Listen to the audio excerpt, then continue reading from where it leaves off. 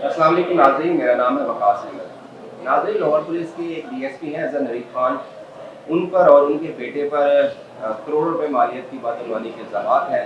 मुख्तलिफ मुकदमात भी दर्ज हैं मुख्तलिफ पुलिस स्टेशन में। मुकदमात चेक डिसऑनर के हैं, अमानत ख़यानत के हैं। ये मुकदमात के अदालत का जब सिलसिला शुरू हुआ था तो सबसे पहला जो शख्स था जिसने ये मुकदमा दर्ज करवाया था, उनका नाम हसाम खान है, वो हमारे साथ मौजूद है। और अज़हर नवीद और उनकी फैमिली का ये दावा है कि हसाम जो है वो उनका रिलेटिव है और ये सारा बिजनेस डिस्प्यूट था। हसाम से जानते हैं कि ये मामला बिलाखिर शुरू कैसे हुआ था और यहाँ तक पहुँचने की क्या वजूहात हैं। भाईजान, आपका बहुत शुक्रिया। ये बताइएगा कि क्या वाकई उनके रिलेटिव है? जी सर, मैं उनका रिलेटिव हूँ। तो फिर ये कहाँ से काम स्टार्ट हुआ, सरमायाकारी इकट्ठा करने का, कारोबार इकट्ठा करने का? सर मैं बेसिकली करता हूँ ज़िम्मेदारा। तो इधर जब हम लोग शिफ्ट हुए थे तो फिर अज़हर साहब के साथ ये मामला थे, काफ़ी गहरे मामला थे मेरे। लेकिन ये है कि इन्होंने वो कहते हैं ना, एक एतबार का रिश्ता कायम किया। इनकी वालदा के साथ भी पैसे देना, फिर उन्होंने टाइम पे वापस दे देना। इन्होंने अपने बच्चे को मेरे साथ भेज देना कि यार इसको ज़रा किसी काम पे लगाओ, पढ़ता नहीं है, लड़ाइयाँ वगैरह करता रहता है। तो पहले भी अपने बच्चे की वजह से ना सस्पेंड हो चुके हैं 2022 या 23 में ना। वो डिफेंस ए में एसएचओ लगे थे ये लोग, ये उसी वक्त सस्पेंड हो गए थे। इन्होंने कोई फायरिंग फूरिंग कर दी थी और इन्होंने पावर का मिसयूज़ किया था। तो मतलब ये हिस्ट्री रही है उसकी। तो ये कहते थे कि यार उसको ना ज़रा काम पे लगाओ। बीइंग अ रिश्तेदार मुझे था कि यार इनको ठीक है राह रास्त पे लेके आता हूँ। करते करते फिर अजहर साहब ने कहा जी मैंने ये इम्पोर्ट का काम शुरू किया है गाड़ियों का, तो तुमने लेनी है तो बताओ। वो एक गाड़ी पहले मेरे पास आई, पता चला जी वो ये फ़हाद साहब हैं, उनके पास भी वही सेम गाड़ी कोट हुई थी। मतलब वो बाद में चीज़ें खुलती गई। इंपोर्ट इन्होंने कोई भी गाड़ी नहीं कराई थी, वो बस सिर्फ ये ड्रामा किया गया था कि हमने गाड़ी इंपोर्ट कराई है। वो सारी गाड़ियाँ दरअसल थी रेंट की। तो फिर जब वो एक गाड़ी इंपोर्ट करवाई है, उसके पैसे अभी दिए हुए हैं कि गाड़ी आनी है। दूसरी गाड़ी मंगवाई है कि जी वो आई है तो उस पर दरख्त दुरुख गिर गया है। फिर जाहिर सी बात है मेरे हमजुल्फ़ के पैसे थे कुछ उसमें से, जो दूसरी फॉर्च्यूनर मंगवाई थी। इन्होंने कहा जी उसमें दरख्त गिर गया है। मैं कहा यार दरख्त गिरी भी ला दो मुझे, ठीक है जो नुकसान नफ़ा मेरा हो गया मुझे ला दो। गाड़ी वो गाड़ी बाद में पता चला जी वो बिलालगंज में कोई बंदा है कि वो कोई स्क्रैप की गाड़ियों का काम करता है, वो उसके पास है। वो आज तक इन्होंने कोई ख़रीदी फरूदी भी नहीं थी गाड़ी। तो फिर उसको क्लियर करने के चक्करों में तीसरी अमानतन उसे गाड़ी लेके गए थे। इन्होंने कहा जी हम बेच के आपको पैसे दे देते हैं, ठीक है हम जो आउट ऑफ द फैमिली बंदा है उसको क्लियर करते हैं। पहली जो जो बिजनेस डील थी, आप का कहना है कि अजहर के साथ हुई थी जी। और अजहर का ये दावा है कि उसके बेटे नायल के साथ हुई थी। पहली हम्म। डील कब हुई थी और क्या कुछ अर्सा कोई डील कामयाब हुई थी जिसमें दोनों फरीक अपेरेंटली मुतमईन थे? यही दिखाया गया था कि ना कोई बिज़नेस ये चल रहा है कि कोई गाड़ियाँ वगैरह। मैंने आपको बताया ना कि जैसे पहले बताया गया था कि गाड़ी मंगवाई गई थी, 331 थी, DX 331 प्राडो थी। मैंने कहा जी मैंने इंपोर्ट कराई है। हज़रत साहब के पास गए, उनसे बैठा, मैंने कहा जी ये बच्चा ऐसे कह रहा है, आप क्या कहते हैं इस बारे में? उन्होंने कहा हाँ हाँ मैं ही देख रहा हूँ इसको। ये ट्रेडमिल कर रहे थे शेप्स के अंदर। तो वो मेरे पास रिकॉर्डिंग भी है आज भी। इनसे मैंने बात की थी तो इन्होंने मुझे कहा था, मैंने कहा आपने तो कहा था कि अगर इसमें कोई भी ऊँच नीच हुई इसको मैं उल्टा टांग दूंगा। मैंने कहा यार उल्टा क्या टांगना, जाहिर सी बात है। फिर फैमिली भी काफ़ी मुलाकातें वगैरह हुई कि यार इस मामला फैमिली के अंदर ही सॉल्व हो जाए। ठीक है। लेकिन फिर जब वो बिल्कुल इनकारी हो गए, फिर हम लोग CCP साहब की तरफ मूव कर गए, उनसे रिक्वेस्ट की कि अच्छा, मेरी कल मुलाकात हुई थी उनकी फैमिली से, तो उनका ये दावा है कि पहले तो बहुत अच्छा काम था, प्रॉफिट शेयरिंग भी आपके साथ अच्छी हो रही थी, दोनों हैप्पी थे।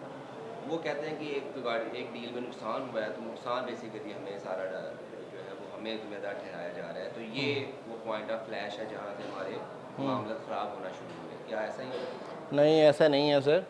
मैं आपको अभी 2 दफ़ा मैंने आपको यही एक्सप्लेन किया है कि मेरी जो गाड़ी ज़ाती एलेंट्रा थी, जो बाद में पुलिस ने रिकवर भी करवाई थी, लेकिन वो 2 हाथ ट्रांसफ़र हुई थी, उसमें क्या प्रॉफिट परसेंटेज हो सकती है? मेरी ज़ाती गाड़ी थी, मैं फ़र्स्ट ओनर था उसका। और जो गाड़ी मैंने इंपोर्ट कराई हुई है, इनके मुताबिक इंपोर्ट हो रही है, डॉक्यूमेंट्स वगैरह इन्होंने भेजे, वो मैंने सारी डिटेल CCPO की उसमें फ़ाइल में, अगर आप कहते हैं आपको भी प्रोवाइड कर दूंगा। तो वो बाद में अगर ये कहते हैं जी, इन्होंने एक गाड़ी का दावा ये किया कि गाड़ी पे ना दरख्त गिरा है, फॉर्चूनर जो मंगवाई थी ना इनसे, तो उन्होंने कहा जी गाड़ी पे ना दरख्त गिरा है। तो एंड पे ये बात भी आ गई थी हमारी फैमिली में बैठ के, यार वो दरख्त गिरा है तो कुछ तो बचा होगा ना उस गाड़ी का, ठीक। वही गाड़ी हमें दे दो। इन्होंने कहा जी वो गाड़ी तो हमने बेच दी। हमने कहा यार जितने की बेची उतने पैसे दे दो। और बाद में चला वो गाड़ी तो एग्जिस्ट ही नहीं करती थी।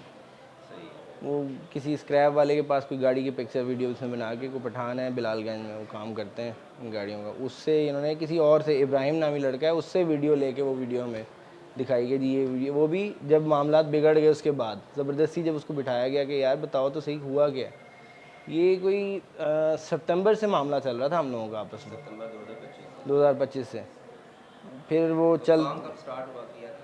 काम इन्होंने जो मेरे सामने पिच किया था ना, काम इन्होंने किया था बाय मिड ऑफ अगस्त 2025 से। 2025 में। अच्छा हसाम साहब, ये बताइएगा, आपने कहा कि ये अगस्त 2025 से बेसिकली आपने ये काम स्टार्ट किया था, तो ये जितना भी लेन देन हुआ ये आपने थ्रू बैंक किया या कैश किया? अज़हर को पैसे ये हवाले किए गए या उसके बेटे नाइल को? सर ऐसे था कि ये कहते थे कि ना मैं इस पे कोई डॉक्यूमेंट्स पे साइन करूँगा, क्योंकि मैं एक गवर्नमेंट एम्प्लॉय हूँ, तो मैं जो है ना बिज़नेस नहीं कर सकता इस तरह से। दूसरा ये है कि ये अपने बैंक अकाउंट में सिर्फ और सिर्फ हमसे कमेटियाँ मंगवाते थे अपनी, बस। ठीक है। उसके अलावा कोई ट्रांजैक्शन नहीं होती थी। हाँ, कैश का लेन देन एक दो दफ़ा इन्होंने किया है, जो दरमियान में इनको हमने दिया 25 लाख रुपए एक दिया था, मतलब कि वो डिफरेंट ट्रांजैक्शन है जो बाकायदा उसी वक्त वॉइस नोट और मैसेज भेज के कंफर्म करवाई कि भाई इतनी पेमेंट दे दी गई। आपकी तरफ से गई है? हाँ जी, मेरी तरफ से। अज़हर के अकाउंट में? नहीं, अजहर साहब ने, मैं आपको बताया, अकाउंट में नहीं लेते थे। अकाउंट में लेते होते तो इतनी लंबी इंक्वायरी ना चलती, तो फिर क्लियर हो जाती ना चीज़ें। 2-3 लोग आए और जिन्होंने अकाउंट में पेमेंट्स दी हैं, मेरी अकाउंट में पेमेंट नहीं हुई इनके साथ, अजहर साहब के साथ। अच्छा, अज़हर की फैमिली का ये भी दावा है कि हाँ उन्होंने कुछ ट्रांजैक्शंस भी दिखाई जो नाइल के अकाउंट से आपके अकाउंट में हुई थी। वो पैसे किस मद में फिर आपने, क्या सर, इसी डिस्प्यूटेड अमाउंट को उन्होंने नहीं पे नहीं ऑफ करना शुरू किया था? देखिए ना सर, मैंने जो एप्लीकेशन दी है ना, जो मेरी एप्लीकेशन है, मैंने सीसीपीओ साहब के ऑफिस में भी जब इंक्वायरी चल रही थी, उन्होंने इनसे यही सवाल किया था कि आपसे जो डिस्प्यूटेड अमाउंट का पूछा जा रहा है ना, आप उसका जवाब दें। ये ले जाते थे पहले कोई कमेटी ट्रांसफ़र की हुई है, कोई मुझे कैश दे के अपने अकाउंट में ट्रांसफ़र करवाया हुआ है। ओके। वो जो कोई एक गाड़ी इन्होंने अपेरेंटली दिखाया था कि बिक गई है, प्राडो, उसकी ट्रांजैक्शन की है, वो दिखाते हैं। भाई आपसे ये कहा जा रहा है कि ये डील हुई है, इस तारीख को आपने कहा कि ये गाड़ी आ रही है, उससे पहले आपने लिखा हुआ ऑल क्लियर चैट के अंदर, फिर आपने कहा जी ये डील आ रही है, फिर डील के बाद आपको पैसे दिए जा रहे हैं, आप उसका जवाब क्यों नहीं देते? सर ये ऐसे है, मैं 6 साल से आपके घर नौकरी कर रहा हूँ, मान लिया ये 6 महीने से नौकरी कर रहा हूँ, और 6वें महीने मैंने आपके घर चोरी कर दी है, तो आप कहेंगे नहीं नहीं नहीं नहीं नहीं, मुझे 6 महीने पहले से देखो मैं तुम्हारे पास काम कर रहा हूँ। भैया आपने चोरी अभी की है, आप इसका जवाब दें। आपने सारा स्कैम रचाया हुआ था, आप कहते थे कि ये कारोबार है, रेंट की गाड़ियों का कैसे कारोबार हो सकता है? या तो इसकी मद में ये को पैसा कहीं और यूटिलाइज़ करते थे, लोगों को दिखाते थे कि हम काम कर रहे हैं, कोई इनकी पेमेंट स्टक हुई है कहीं, या इस तरह का कोई काम है जो ये बाहर आके बता नहीं सकते लोगों को कि यार ये हम ये काम करें। वो लीगल है, इलीगल है मैं नहीं जानता, अल्लाह बेहतर जानता। लेकिन वो गाड़ियाँ 10 गाड़ियाँ रेंट वाले की हैं, बरकत नाम है, जिसमें से 9 पुलिस ने रिकवर करवा के दी हैं, एक गाड़ी अभी रहती है उसकी। अच्छा, मेरा ख्याल है जो जितनी अब तक एफआईआर सामने आई हैं, कोई अज़हर पे लाइबिलिटी जो है वो 7-8 करोड़ रुपए की बनती है उन एफआईआर के सर मेरे मुताबिक जो है ना उन पे लाइबिलिटी बनती है तकरीबन कोई 12.5 करोड़ रुपए की। 12.5 करोड़ की। आपके बाद जो बाकी लोग हैं जो दावेदार हैं कि जी हमारे साथ भी ये हुआ है, तो आप उसके बिल्कुल साथ थे, फैमिली में भी आपका था जाना आना, नाइल के साथ भी आपकी अच्छी दोस्ती थी, तो आपको पता नहीं चला कि वो नाइल और अज़हर आपके सामने क्या कुछ करते जा रहे हैं लोगों के साथ? सर मैं आपको ऑनेस्ट लिखता हूँ, मैं इनके बहुत क्लोज था, इसमें कोई शक नहीं, लेकिन इनकी ना बेटी है छोटी, मेरी भी बहन ही है, उसको भी नहीं पता था कि अज़हर साहब, अब जाके मुझे पता चला कि अज़हर साहब के नाम पे 3 गाड़ियाँ थी। ये मतलब मैं आपको बता रहा हूँ कि ये इतना क्लोज अपने आप मामलात रखते हैं। जाहिर सी बात है, जो बंदा कोई ऊंच नीच कर रहा होगा। हाँ, मुझे शक वहाँ से हुआ था, शक मुझे एक दफ़ा तब हुआ कि जब मेरी पेमेंट रुकी हुई थी तो इनकी गाड़ी में ना एक फ़ाइल पड़ी हुई थी जिस पे बरकत अली का नाम लिखा हुआ था। बरकत अली अज़हर साहब के साथ गाड़ियों का काम करता था, अज़हर साहब की गाड़ियाँ वो रेंट पे देता था। ठीक है। तो मैंने उससे रब्ता किया, मैंने कहा यार ये गाड़ी, ये कहता था कि मेरी वालदा की गाड़ी है, और वालदा की वॉइस नोट सुनाता था मैं। अब मैं नहीं जानता, मेरा नहीं दिल मानता कि इनकी वालदा इन्वॉल्व थी, लेकिन उनके मैसेजेस वगैरह सुन के बाकी लोगों को भी भेजे हैं और पेमेंट्स भी उनके अकाउंट में मंगवाई हैं, तो मतलब अब जाके लगता है कि सारा ना सिर्फ ड्रामा ही था जो दिखाया गया। इतना बड़ा फ्रॉडिया था कौन? अजहर सर दिल से माने ना तो मैं आज भी मुझे लगता है कि शायद मैं उठूँगा तो ये ख्वाब ख़त्म हो जाएगा। मेरा तो दिल ही नहीं मानता था। काफ़ी अर्से मैं शौक में रहा हूँ कि ये हुआ क्या है। एक बंदे से बंदा जब इतना करीब होता है ना, मैं इनसे वाकई बहुत करीब था। मैं आपको बता नहीं सकता, मैं इनसे वाकई बहुत करीब था। और सबसे ज़्यादा जो मेरे लिए तकलीफ़ दह चीज़ थी वो यही थी कि इन्होंने मेरे एतमाद की जो है ना ठेस पहुँचाई है। अच्छा, आप तो चलें फैमिली में थे, तो फैमिली के रख रखाव में आप उस तरह से शायद चीज़ों को वेरीफाई नहीं कर सके। जो बाकी दावेदार यहाँ पर भी बैठे हुए हैं वो सामने आ रहे हैं, वो किस चीज़ से इंस्पायर थे? मतलब अगर मुझसे कोई बंदा पूछे कि मुझे अपनी गाड़ी 4 करोड़ की दे दो, कोई लिखपढ़ नहीं है, किस तरह से, क्या कोई लालच दिया जाता था? सर मैं ना इन लोगों में से ये फ़हाद भाई हैं जिनसे एक दफ़ा मुलाकात हुई इसकी मंगनी पे। मंगनी थी, ढोलकी थी, जो भी थी, इस तरह का फंक्शन था, उससे मुलाकात हुई एक दफ़ा पहले भी। मतलब मैं इनमें से किसी से भी राब्ते में नहीं था। जब वो इंक्वायरी की न्यूज़, और ऑनेस्टली मैं आज ऑन एयर भी बता रहा हूँ कि मुझे नहीं अंदाज़ा था इनकी न्यूज़ किस तरह ब्रेक हुई है ठीक इंक्वायरी है। की। बाद में इनसे मामलात मतलब कि फ़ोन पे राब्ते वगैरह होना शुरू हुए, फिर मुलाकातें हुई। मामला ये था कि ये एक गाड़ी लेके आते थे ठीक है। किसी से, और उससे कहते थे कि गाड़ी तुम्हारी सेल हो गई है, तुम्हें प्रॉफिट आ जाएगा, और वही गाड़ी जाके दूसरे बंदे को बेच देते थे और उसके पैसे लेके उसको दे देते थे और ऊपर से कुछ प्रॉफिट भी दे देते थे। सही है। मतलब कि मतलब मैं नाम नहीं लेना चाहूँगा, पता नहीं कोई ऑफेंड ना हो जाए, एक बड़ी मारूफ शख्सियत है, उनसे गाड़ी ली गई उनकी। आप नाम ले सकते हैं, कोई मसला नहीं है। नहीं, वो मैं पहले भी उसके खामियाजे भुगत रहा हूँ नाम लेने के। ठीक है। तो बात ये है कि उनसे गाड़ी ली गई, और क्या कहते हैं, उनसे गाड़ी ली गई 4 करोड़ 20 लाख रुपए की। ठीक है। और हिजाज भाई वगैरह को गाड़ी बेची गई पता नहीं 3.5 की, 3.20 की, जितनी भी इनका साइड अमाउंट है।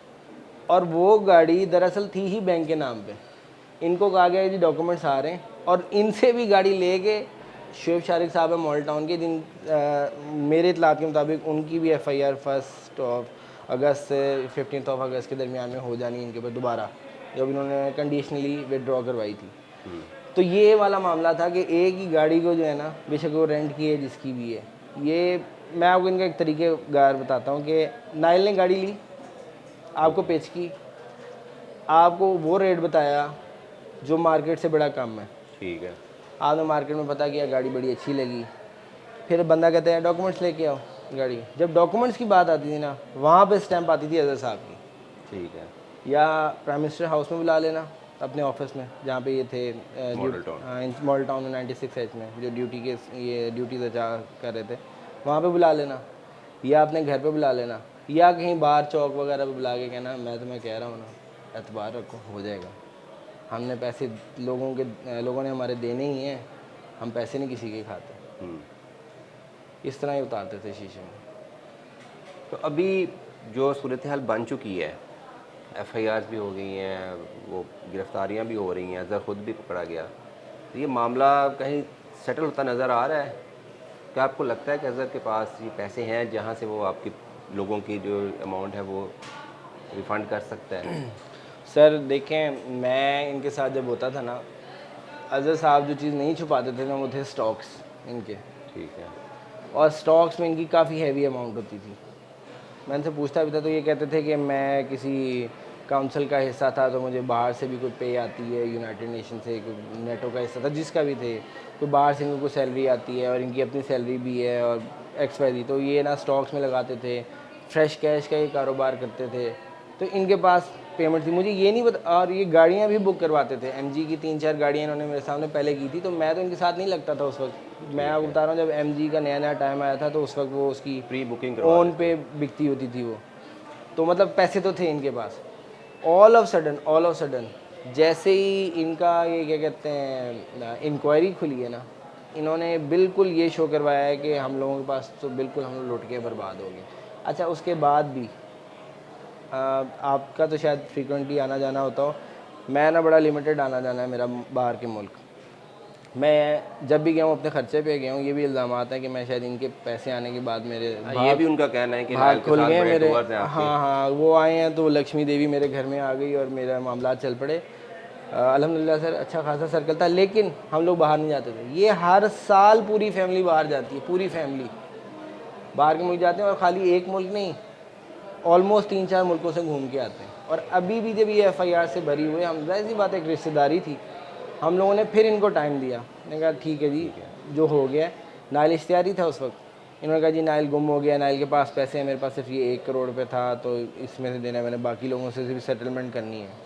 मैंने कहा चलो ठीक है। फिर एक दफ़ा फिर एतबार आ गया इन पर, हमने इनसे चेक लिए अदालत में। अदालत में इन्होंने चेक दी अपनी मर्ज़ी की, इन्होंने स्टेटमेंट लिखवाई। मैंने कहा चलें जी, जैसे ही ये लोग फिर बाहर के मुल्क चले गए।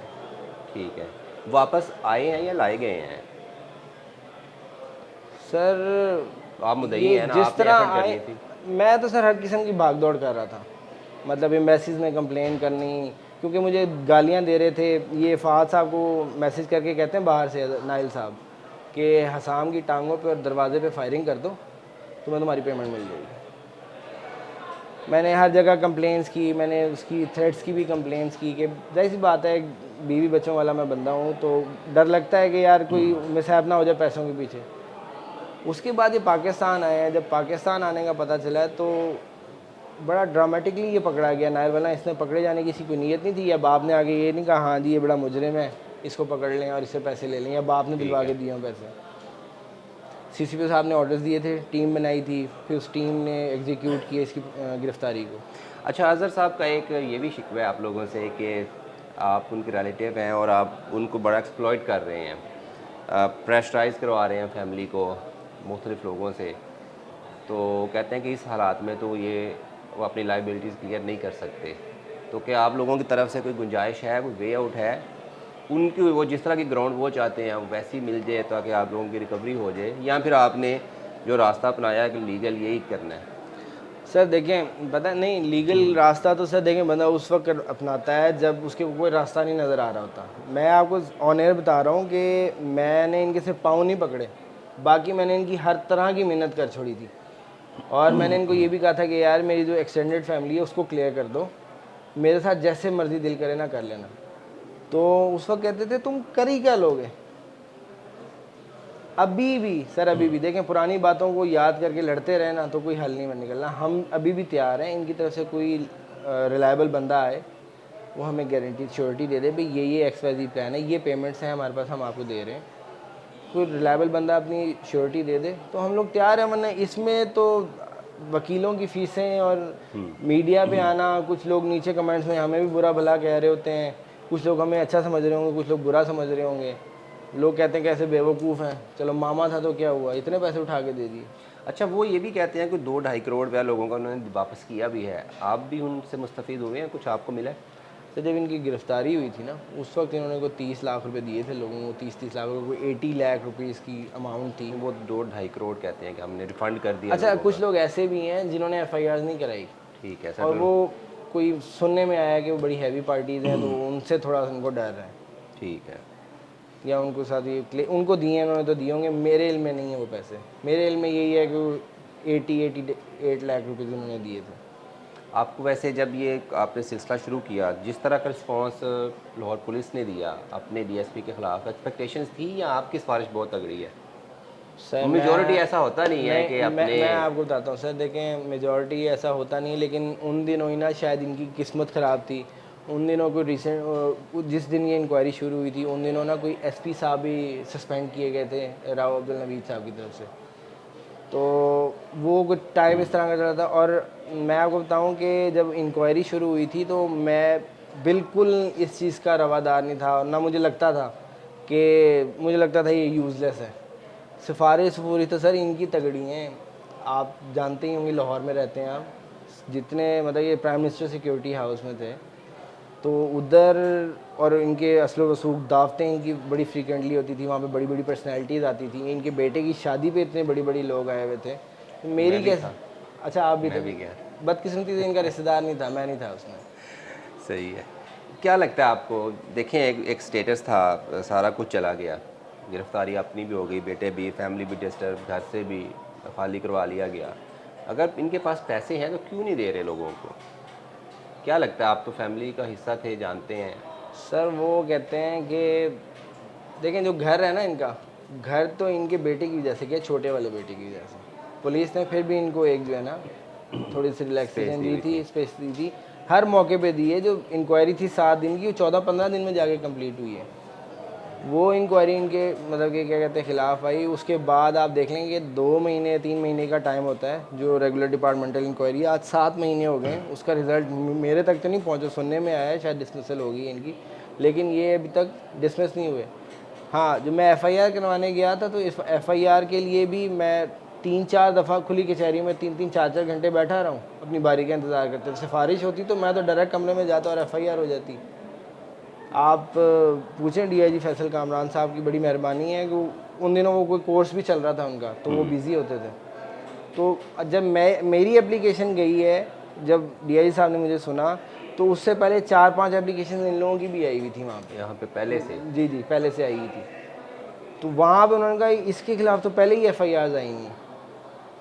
उन्होंने कहा हम आपको बताते हैं। अगले दिन ही पता चला जी इन्होंने वो, उनका कोई प्रोसीजर होता है, डीआईजी के रूम से एसपी के पास जाती है, फिर बिल्कुल एसएचओ ऐसे के ही है, पास, कुछ इस तरह का। डिपार्टमेंटल। जब वो नीचे से इंक्वायरी दोबारा हुई, एएसपी साहब ने लाया था, एएसपी साहिबा थी, उन्होंने सुना, एसएचओ साहब ने सुना, फिर जब वो दोबारा ऊपर गई फाइल दोबारा गुम हो गई। 15-16 दिन हो गए, कोई जवाब ही नहीं आया। तो पता चला जी इन्होंने उल्टा मेरे खिलाफ एप्लीकेशन दे दी है कि मैं हैरेस कर रहा हूँ, ब्लैकमेल कर रहा हूँ इन लोगों को, एसपी साहब को। ठीक हो गया। कुछ और आप कहना चाहते हैं?